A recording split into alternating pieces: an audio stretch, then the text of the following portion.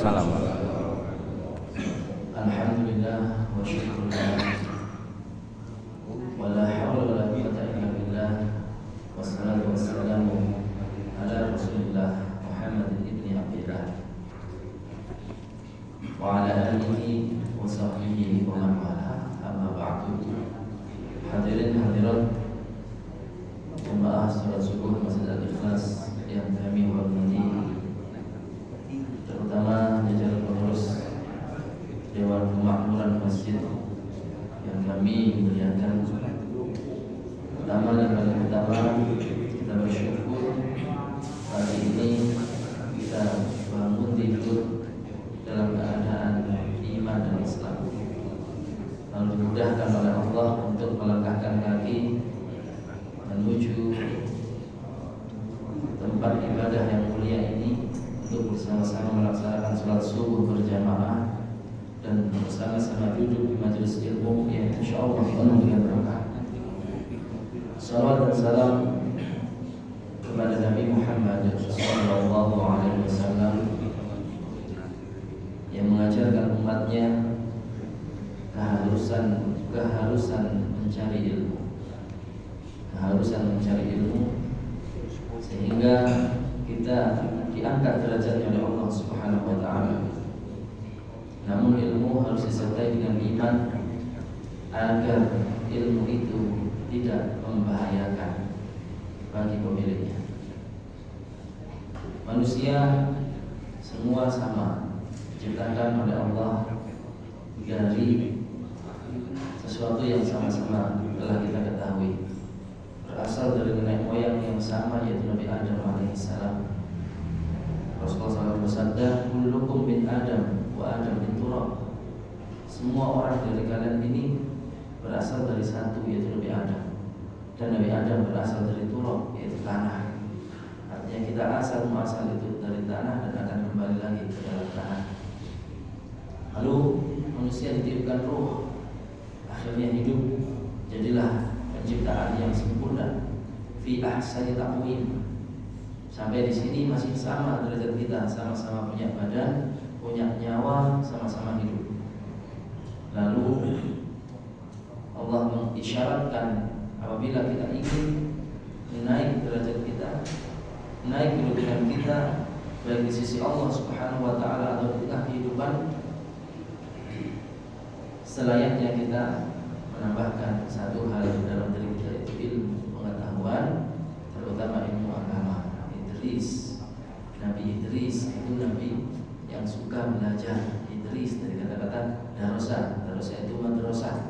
Madrasah itu tempat belajar. Orang yang suka belajar disebut Idris. Oke? Terus Muhammad SAW itu mengajarkan umatnya gemar mencari ilmu. Wahyu pertama berbunyi Iqra, bacalah, yaitu suatu isyarat agar kita mengadakan majelis-majelis ilmu, mencari ilmu dimanapun, kapanpun, tanpa terbatas usia dan waktu dan tempat. Baik Bapak Ibu yang dimuliakan Allah Subhanahu wa taala, setelah kita bersyukur pada Allah atas nikmatnya dan bersalawat kepada Rasulullah SAW, kita akan melanjutkan pengajian kita surah Al-Baqarah ayat 55 dan seterusnya. Pada pertemuan sebelumnya kita telah mempelajari tentang hukuman bagi Bani Israel yang membangkang, yang tidak sabar menunggu kedatangan Nabiullah Musa alaihissalam yang dipanggil oleh Allah ke Bukit Sinai untuk menerima kitab suci Taurat. Seharusnya secara akal pikiran yang normal dan sehat, kalau kita misal ditinggal orang yang kita percayai, yang kita sayangi untuk suatu tujuan yang mulia, kita rindu akan kedatangannya, tinten-tinteni. Salah seorang anak ditinggal orang tuanya, tinggal ayahnya misal kerja, nanti ini dinas keluar kota, kalau nanti balik bawa samu dan oleh-oleh. Anaknya ini dinasihati, kamu yang nurut sama ibu, yang pintar belajarnya. Nah pasti nurut, tunggu, wah senang nanti pulang, ayah bawa misalnya kan, contoh sederhana seperti itu. Tapi Bani Israil beda. Sudah diberitahu oleh Nabi Musa alaihissalam nanti datang membawa kitab suci Taurat.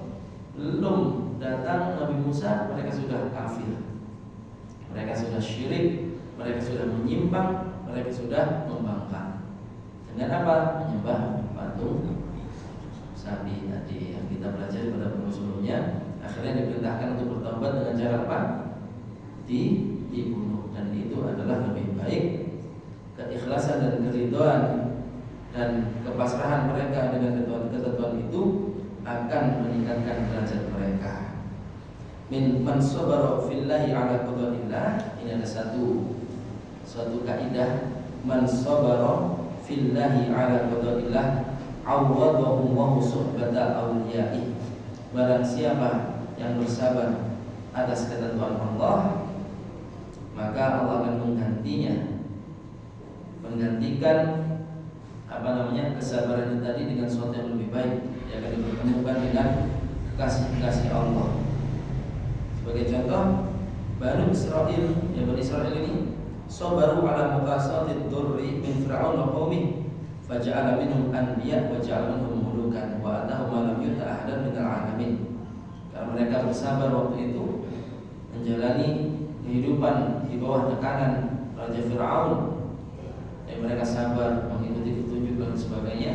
Akhirnya di antara mereka banyak yang diangkat jadi nabi, dan mereka juga ada yang menjadi raja, dan ada yang mengatakan berpotensi bisa memiliki kepemimpinan yang bagus, yang baik, tidak kalah dengan Fir'aun dalam kepemimpinan, tapi tidak dalam kezaliman. Wa atahum ma lam yuta ahadan minal alamin. Dan Bani Israil diberi karunia oleh Allah dengan banyak karunia yang tidak diberikan kepada orang lain karena kesabaran mereka. Tapi mereka juga punya sifat buruk, yaitu tadi tidak sabaran, sering membangkang.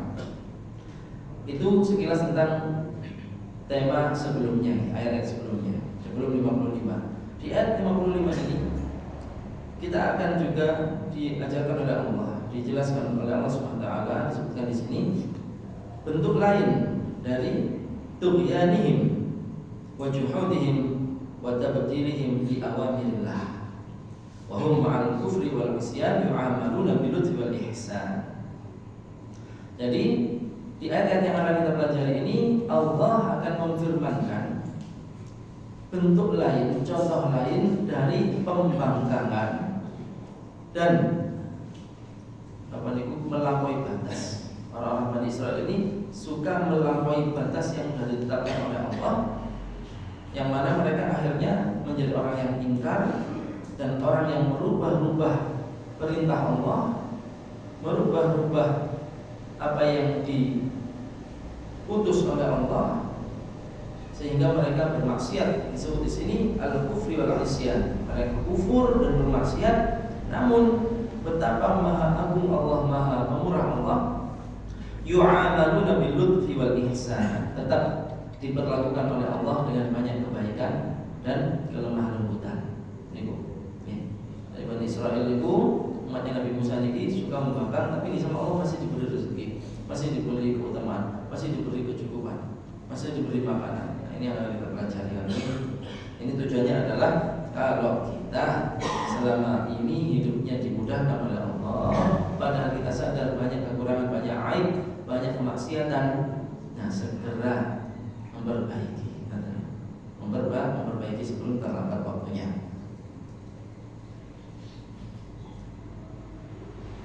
Di sini sebelum masuk ayat, ada satu kisah dulu yang harus kita ketahui, bahwa setelah Allah Subhanahu wa taala memerintahkan Nabi Musa alaihissalam untuk memberitahu bahwa cara bertobatnya adalah untuk bertobat dari dosa besar, yaitu menyekutukan Allah, menyembah berhala, patung anak sapi, itu adalah dengan dibunuh orang-orang yang musyrik tadi.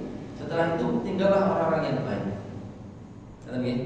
Jadi orang-orang yang sudah yang bertaubat ini sudah dibinasakan, tinggallah Bani Israil orang-orang yang tidak menyembah berhala. Nah, Allah memerintahkan kepada Nabi Musa untuk memilih di antara orang-orang itu orang-orang pilihan yang diajak ke Bukit Sinai untuk ya'tadirun. Ya'tadirun itu untuk minta maaf kepada Allah. Minta maaf kepada Allah dari apa? Dari kelalaian mereka tidak nahi mungkar, tidak mencegah saudara-saudaranya itu menyembah berhala. Mereka mewakili untuk meminta maaf atas kebatilan itu, yaitu menyembah berhala tadi. Maka Nabi Musa alaihissalam ikhtara sab'ina rajulan min khiyarihim, memilih 70 orang yang paling baik, yang pilihan dari kalangan Bani Israel. Kemudian Nabi Musa berkata kepada mereka, pada 70 orang ini, sumu wa tatahharu wa tahhiru thiyabakum, berpuasalah kalian dan bersucilah kalian dan sucikanlah pakaian kalian. Disuruh berpuasa, disuruh bersih-bersih diri, mensucikan badan dan mensucikan pakaian. Mau diajak Nabi Musa menghadap Allah Subhanahu wa taala. Wa kharaja bihim ila turi Saina. Kemudian Nabi Musa mengajak mereka pergi ke Tur Saina, yaitu Bukit Tur Sina atau Bukit Sinai. Kata ini, faqalu li Musa. Nah ini sudah orang-orang pilihan, orang-orang apa? Orang-orang pilihan dianggap saya paling api, paling bagus, 70 orang ikut aku. Kita menghadap Allah untuk menyatakan kesalahan kita, bertaubat, mohon ampun, katanya minta maaf. Apa kata mereka? Qalu li Musa, ketika sudah di sana di Bukit Sinai itu, mereka berkata kepada Musa, utlub lana an nasma'a kalama rabbina. Faqala af'al. Tolong wahai Musa, minta kepada Tuhanmu itu, pada Allah Tuhan kita, kami juga ingin dengar suaranya. Kita ingin dengar suara Allah, seperti hanya engkau kalimullah. Engkau mudah bercakap-cakap dengan Allah. Jadi Nabi Musa ibu punya julukan kalimullah. Kalimullah yaitu orang yang bisa bercakap-cakap langsung dengan Allah Subhanahu wa taala. Minhum man kallamullah. Di antara mereka ada yang langsung difirmankan oleh Allah secara langsung tanpa perantara malaikat Jibril. Itu Nabi Musa ini. Sehingga Nabi Musa menuruti permintaan kaumnya itu 70 orang. Af'al, oke, akan aku turuti. Falamma dana Musa minal jabal waqa'a 'alaihi al-ghamam hatta tabshal jabala kullahu. Sehingga ketika sudah sampai di Bukit Sinai, mendung, awan gelap nih. Awan yang gelap itu menutupi Gunung Sinai. Wa dalal qaum hatta idza dakhalu fil ghamam waqa'u sujudan. Maka mereka mendekat terus semakin dekat, mendekati Gunung Sinai itu semakin dekat dan sujud mereka. Dakhalu fil ghamam, masuk ke awan itu. Awan ini menutupi Gunung Sinai. Mereka ketika naik, kalau kita pernah ketika naik gunung, misal ke Sarangan atau kemana misalnya, ada kita lihat awan itu menutupi gunung, betul nih? Ya seperti itu. Mereka masuk ke awan itu, ke gunung yang tertutupi awan itu, sujudan. Mereka bersujud. Fasami'ullaha yukallimu Musa ya'muruhu wa yanhahu. Maka mereka mendengar, benar-benar mendengar Allah Subhanahu wa taala berfirman kepada Nabi Musa, ya'muruhu wa yanhahu, dengan beberapa perintah dan larangan. Wahai Musa, hendaklah begini dan begini. Wahai Musa, janganlah begini dan begini. Itu Nabi Musa dengar, dan 70 orang Bani Israel yang diajak oleh Nabi Musa ini juga dengar. Coba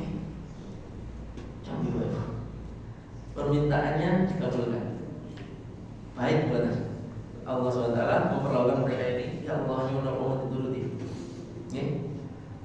Tapi yang mengherankan adalah falamma inkashafa an Musa al-ghamam, ketika awan mendung itu sudah hilang dan terang benderang kembali,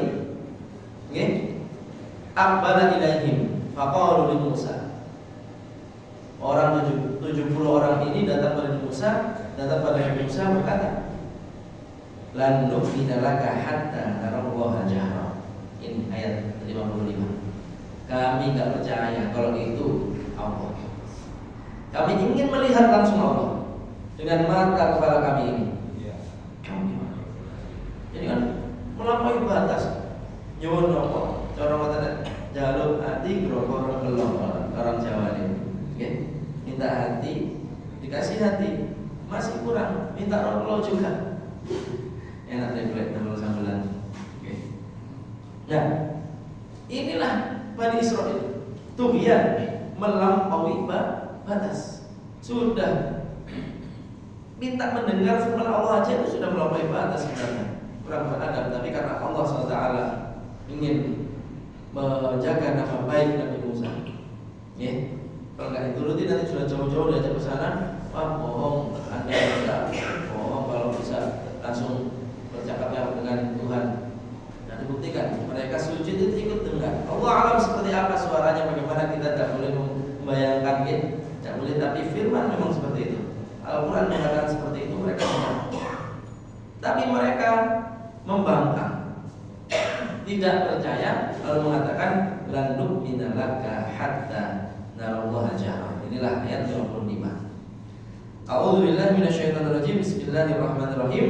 Wa id qultum ya Musa lan nu'mina laka hatta narallaha jahra fa akhadhatkum as-sa'iqatu wa antum tanzurun. Dihukum sama Allah 70 orang ini. Dan ingatlah, jadi sekali lagi kami mengulangi, ayat ini diturunkan di Madinah.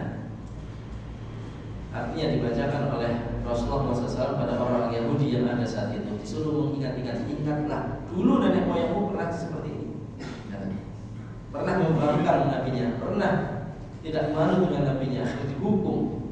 Nah sekarang secara tidak langsung Nabi Muhammad ketika menyampaikan ayat seperti ini, sekarang kamu sudah ada nabi, yaitu aku Muhammad. Kalau kamu mau mengikuti jejak nenek moyangmu dulu, dihukum sama Allah, nanti dibinasakan. Dan ingatlah ketika kalian, yaitu nenek moyang mereka, ketika kalian berkata kepada Musa, kami tidak akan beriman kepadamu, tidak akan percaya kepadamu, tentang apa tadi? Bahwa itu adalah firman Allah secara langsung, mendengar firman Allah. Hatta narallaha jahra, sehingga atau sampai kami dapat narallah. Naro dari kata-kata ro'a, yaro, naro, ru'yah, melihat. Ini sering kita dengar kata-kata ru'yatul hilal. Narallah, melihat Allah. Kalau narol hilal, melihat bulan sabit hilal itu. Kalau Badr itu bulan purnama. Kalau Urjun al-Qadim, bulan di akhir bulan yang seperti lopah kurma yang layu. Jadi ada bulan sabit, bulan purnama, ada Urjun al-Qadim yang bentuknya seperti ini, ada itu. Itu ada di Al-Quran semua. Nah, kami tidak akan beriman kepadamu wahai Musa sebelum kami melihat Allah dengan kasat mata, melihat langsung. Apa firman Allah di sini? Fa akhadhatkumus sa'iqatu wa antum tanzurun. Lalu Allah mengirimkan petir kilat menyambarmu sehingga kamu meninggal dunia dan kamu menyaksikan itu. Jadi ada dalam tafsirnya itu di sambarnya ini kemudian langsung 70 orang. Berapa orang? Jadi yang masih dulu kaget melihat. Wa antum tanzurun, dan kamu melihat itu. Ya kalau disambar semua kan tidak sempat melihat kejadian itu. Jadi disambar beldeng, kena petir, sehingga mereka mati semua 70 orang. Nah 70 orang ini mati. Ingatlah ketika Bani Israel keluar bersama Nabi Musa untuk minta maaf pada Allah dari peribadahan menyembah berhala tadi. Kemudian mereka berkata, kami tidak akan mempercayaimu wahai Musa sebelum mendengar Allah sebelum dengar Allah tidak mempercayai bahwa yang kami dengar itu adalah suara Allah secara langsung sebelum kami melihat Allah secara kasat mata. Lalu Allah naron arsala Allah alaihim naron minas sama' fa ahraqathum. Allah mengirim kepada mereka naron, api dari langit, fa ahraqathum, sehingga api itu membakar mereka, menyambar mereka. Wa antum tanzurun, dan kau melihat yang terjadi. Akhirnya mereka semua mati. Nah ini, ketika mereka semua mati, qaum Musa yabki. Inilah lemah lembutnya Nabi Musa, nangis ninggali umatnya, kaumnya, aslinya dia greget no. Tapi sekarang mati semua lah, nangis. Kenapa? Memang kasih sayang, dan juga karena bingung. Bingungnya seperti apa? Wa yad'ullah wa yaqul. Ketika Nabi Musa menangis melihat kejadian itu, ya Allah, berdoa pada Allah, berkata pada Allah Nabi Musa, Rabbi, mada aqul li bani Israil wa qad ahlakta khiyarahum. Ya Gusti, ya Allah, nanti aku pulang bagaimana? Aku berangkat bersama 70 orang terbaik dari kalangan kaumku dan umatku. Lalu sekarang mereka binasa. Lalu aku nanti pulang sendiri. Siapa yang menjadi saksi bagiku? Tujuan Nabi Musa mengajak ini di antaranya tidak hanya untuk minta maaf tadi, biar ada saksi. Jadi nanti batu dakwah. Bisa dikatakan ini kaderisasi. Diajak menerima kitab suci, diajak menghadap pada Allah. Nanti ketika kembali ke kampung halaman 70 orang ini bisa membantu dakwahnya Nabi Musa. Lah ini meninggal dunia, mati disambar petir. Akhirnya Nabi Musa ini berkata, waqad ahlakta khiyarahum, engkau telah membinasakan orang-orang pilihan di antara kaumku dan umatku ini. Wa ma zala yad'u rabbah hatta ahyahumullah qala. Sahabat terus berdoa. Apa harapannya Pak? Yang Musa doa kata saya tadi, kita harapannya apa? Dihidupkan kembali 70 orang ini. Ya Allah, saya tidak mau pulang sendirian. Mereka ini orang-orang pilihan dari umatku, dari kaumku, yang memang mereka ini dan saya sangat melampaui batas, minta agar melihatmu. Saya tahu ya Allah, tapi saya diam. Tidak ada saksi ini, tidak ada teman pulang kembali. Mereka ini orang pilihan, orang terbaik di antara kaumku. Karena ulas kasih Allah Subhanahu Wa Taala, dihidupkan kembali. La haula wala quwwata subhanallah, masyaallah. Ini gini, Allah niku Maha Rahman, Maha Rahim. Sebesar apapun dosa dan kesalahan, kalau kita sungguh-sungguh bertaubat, minta ampun, diampuni. Dan ini yang berdosa siapa, yang berdoa siapa? Ini juga bisa kita ambil kesimpulan. Misal ada saudara kita yang berdosa, anak kita, pasangan hidup kita, saudara kita boleh mendoakan, mohon ampun pada Allah. Ya Allah, kula sayang kali sederek kula niku ya Allah. Banyak kula niku ya Allah. Jangan beri petunjuk, beri petunjuk ya Allah. Itu boleh. Kita sungguh-sungguh doa sampai dikabulkan. Ini dikabulkan. Hatta ahyahum, sehingga Allah menghidupkan mereka kembali. Qala. Nah ini ayat 66-nya. Ayat 66 memfirmankan tentang dibangkitkan kembali mereka. Tsumma ba'atsnakum min ba'di mautikum la'allakum tashkurun. Kemudian kami bangkitkan kalian setelah kematian itu. Ai ahyainakum ba'da makaftum mayyitin yawman wa lailatan. Yaitu kami telah menghidupkan kalian semua setelah sebelumnya kalian meninggal dunia 1 hari 1 malam. Ini berarti mati suri. Ada, kalau kita pernah dengar tentang mati suri, yaitu kehendak Allah. Tidak ada yang mustahil. Ini salah satu dalilnya. Jadi orang sudah mati dihidupkan lagi sehari semalam. Ada juga orang mati dihidupkan lagi setelah 100 tahun. Itu namanya Uzair. Uzair itu ada yang mengatakan beliau itu nabi, ada yang mengatakan beliau itu orang soleh. Itu kalau bisa kita lihat di Al-Baqarah, itu di juz 3 dengan buka juz 3, buka lagi dan di bawah itu ada kisah Nabi Uzair. Au kalladzi marra 'ala qaryatin wa hiya khawiyatun 'ala urushiha, itu. Qala anna yuhyi hadhihi Allahu ba'da mautiha fa amatahu wa mi'ata 'am. Amata itu mematikan. Amata. Sering kita baca setelah bangun tidur, alhamdulilladzi ahyana ba'da amatana. Amata itu mematikan. Nah, mi'ata 'am, mi'ah itu 100, 'am itu tahun. Tsumma ba'atha. Kemudian dibangkitkan lagi sama Allah. Nah itu. Jadi mati suri itu hal yang ya bisa terjadi, bisa tidak terjadi. Itu merupakan hal yang mudah sekali bagi Allah Subhanahu wa taala. Tapi sama halnya kita meninggal dunia nanti dibangkitkan lagi pada hari kebangkitan. Nah ini satu hari satu malam meninggal dunia. Bani Israel 70 orang ini. Ya. Terus dibangkitkan oleh Allah setelah satu hari malam meninggal dunia. Faqamu wa ashu yanzuru ba'dhum ila ba'din kaifa yahyaun. Dihidupkannya ini juga tidak serentak 70 orang besar. Enggak. Tapi sebagian demi sebagian biar saling melihat. Wajahku kosong, habis haus, habis di sambal petir, rumah hidup lagi, sempurna. Jadi dihidupkan, kembali sehat seperti ini Pak, tidak hidup dalam keadaan kosong di sambal petir yang buatan. Dan itu terlihat dengan kasat mata. Wa antum tanzurun, dengan tsumma ba'atsnakum min ba'di mautikum la'allakum tashkurun. Yanzuru ba'duhum ila ba'din kaifa yahyaun.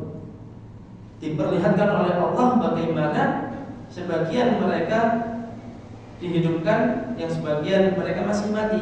Jadi yang dihidupkan dulu ini, loh, kayak ini aku dalam wajahku di sambal petir. Terus aku juga menyusul di sambal petir. Sekarang temanku itu masih mati, hidup lagi. Itu kalau orang pintar, orang yang lembut hatinya akan sangat bersyukur dan taubat. Sudah nggak macam-macam dengan Nabi Musa, nggak minta yang aneh-aneh. Di sini ditutup ayat 56 ini oleh Allah SWT dengan firman-Nya, la'allakum tashkurun, agar engkau bersyukur.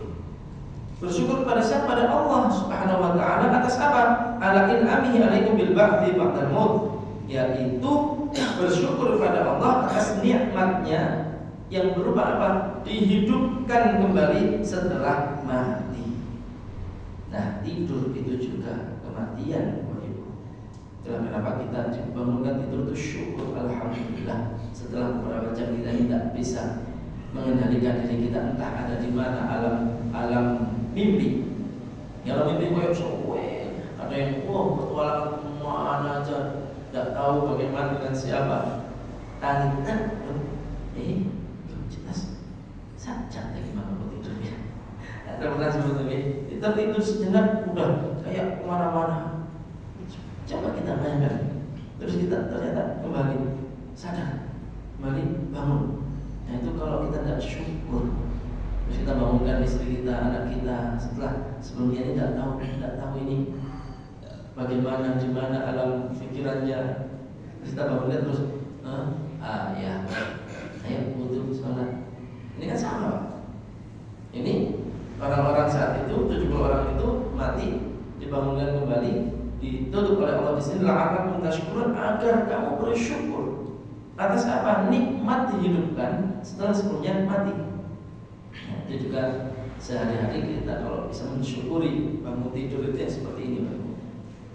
La'allakum tashkurun bil ba'thi ba'dal maut. Tsumma dzakkarahum ta'ala bi ni'matihi 'alaihim wa hum fi lamma imtana'u min dukhuli madinatil jabbari. Oke. Ini kemudian setelah ayat 56, ayat 57 ini membahas tentang Bani Israel yang waktu itu setelah kembali mereka ini diajak oleh Nabi Musa setelah menyeberangi lautan, setelah apa yang terjadi itu, mereka ini diajak untuk menuju ke Palestina. Tapi di Palestina saat itu ditinggali atau dihuni orang-orang yang ada di sana. Nah, mereka syaratnya untuk masuk ke negeri Palestina ini harus melawan orang yang ada di situ. Oke, harus melawan. Nah, mereka enggan melakukan itu, membangkang. Selama soro-soro, timbang gitu atau balik ke Mesir aja, enak di sana, nggak usah perang, nggak usah tukar, nggak usah gelut, makan terjamin, meskipun jadi hamba sahaya, menjadi budak. Akhirnya karena seperti itu, nggak mau melawan, malah mau balik ke sana, sama Allah dihukum. Hukumannya apa Ibu? Hukumannya dijadikanlah mereka tersesat di padang pasir, disebut padang Tih, selama berapa? 40 tahun. Tidak ke Mesir, tidak ke tempat yang dijanjikan, munyir-munyir di situ kebingungan selama 40 tahun. Selama 40 tahun di padang Tih itu. Nah, ini sebagai sebagai hukuman, dan ada yang mengartikan ini sebagai regenerasi. Selama 40 tahun ini, yang sudah tua-tua yang membangkang-bangkang meninggal dunia, ada generasi muda yang dikader oleh Nabi Musa alaihissalam. Nah, itu nanti lebih lengkapnya apa yang terjadi di Padang Tih dan lain-lain ada di 57, 58 masih dan seterusnya. Insyaallah kita bahas di pertemuan selanjutnya. Oke. Jadi untuk pagi ini kita cukupkan ayat 55 dan 56. Semoga ada manfaatnya. Kurang lebih mohon maaf. Billahi taufiq. Assalamualaikum warahmatullahi wabarakatuh.